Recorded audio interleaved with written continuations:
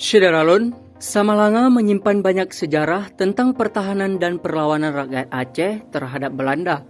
Salah satu sejarahnya dibuktikan sebuah situs sejarah perjuangan melawan Belanda yang terdapat di Jalan Banda Aceh, Gampung Tambu, Kecamatan Simpang Mamplam, Kabupaten Birun.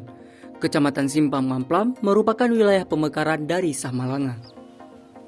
Situs tersebut dinamakan Makam Syahid 8. Diberi nama Syahid 8 karena peristiwanya yaitu 8 orang ulama Aceh yang syahid pada saat melawan Belanda di benteng Kutagle Bataili dan dimakamkan di komplek ini.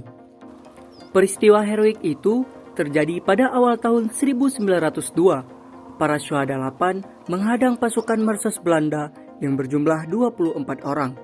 Mereka semuanya bersenjata api, sedangkan pasukan 8 pejuang Aceh tersebut hanya bersenjatakan pedang.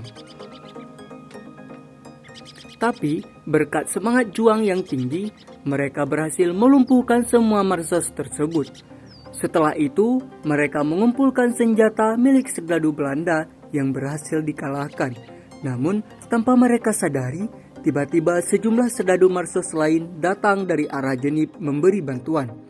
Kedelapan pejuang itu diserang dan gugur bersimbah darah. Para syuhada itu terdiri dari Tunku Panglima Perang Raya Jurong Binjai, Tunku Mudale Mamplam, Tunku Nyak Balai Ishak Blang Mane, Tunku Meredu Tambu, Tunku Balai Tambu, Apasik Lancuk Mamplam, Muhammad Sabi Blang Mane, dan Nyak bin Matang Salim Blang Tungle.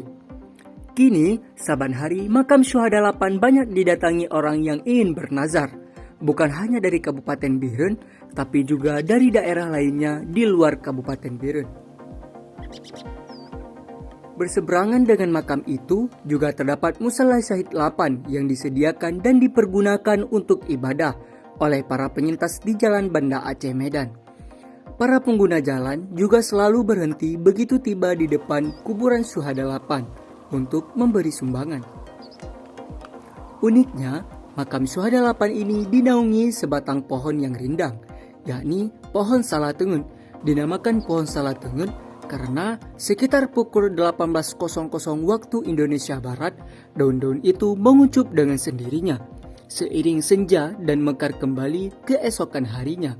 Pohon itu 3 tahun lebih muda dari usia makam syuhada 8, sampai sekarang masih tetap kokoh dan kuat.